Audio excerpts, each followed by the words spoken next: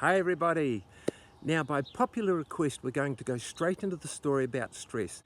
So today I'm introducing our amazing ancient human stress response. Drum roll please. Okay, enough.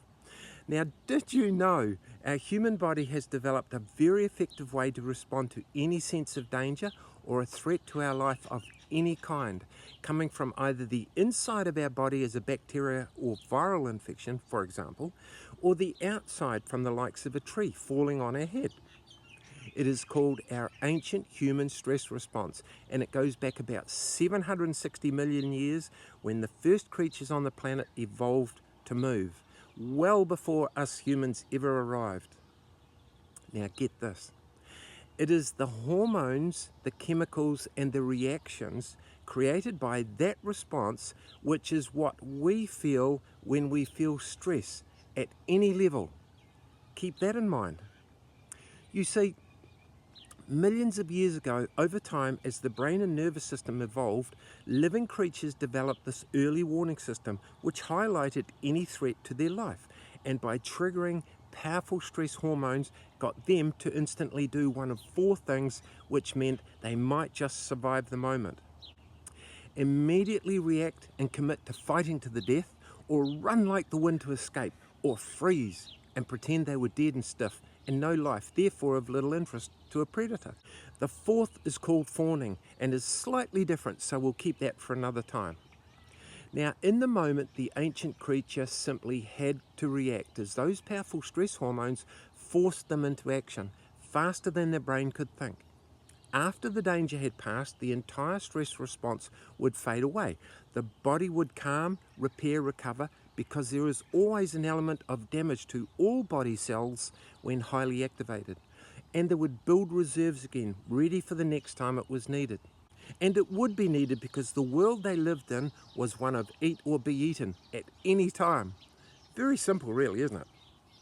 Now, many of those species that had evolved in this way did survive through the ages, like us humans, while those that didn't disappeared as an easy meal or victim of disease or disaster. In fact, we humans have the same system working inside our body today as our ancient ancestors did millions of years ago. It has a proven track record.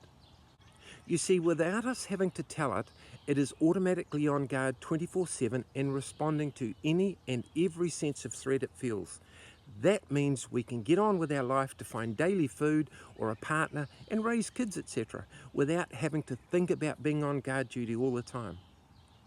When the stress response is activated, the same reaction happens every time. That means at the same time that it triggers a physical response of fight or flight, it also automatically triggers an internal warning system, which is called our immune system. Now, the immune system is primarily designed to protect the living creature against those harmful viruses, bacteria, fungi, etc., or anything that's not meant to be inside the body. But at the same time, it also automatically triggers our anxiety response along with our nervous system. Now keep that in mind if you have anxiety issues. And get this, the same reaction happens every time we feel stressed to any degree, and whether it is a threat, a real threat, or not.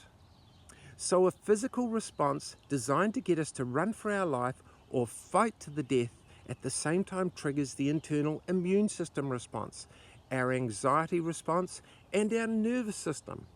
Therefore, when we feel stressed all the time, it also means at the same time we have an ongoing inflammation, immune system activity, anxiety, and increasingly sensitized nervous system, and residue of those powerful stress hormones inside our body when no one can see. And it is all designed to keep us safe. But we end up feeling highly agitated and stressed, and a lot of the time we simply don't understand why. Now get this, these simple reactions, when they go on for far too long at too high a level, are the cause of 95% of all human illness. Yes, 95%, and no one disputes that. Who would have guessed? Certainly not me.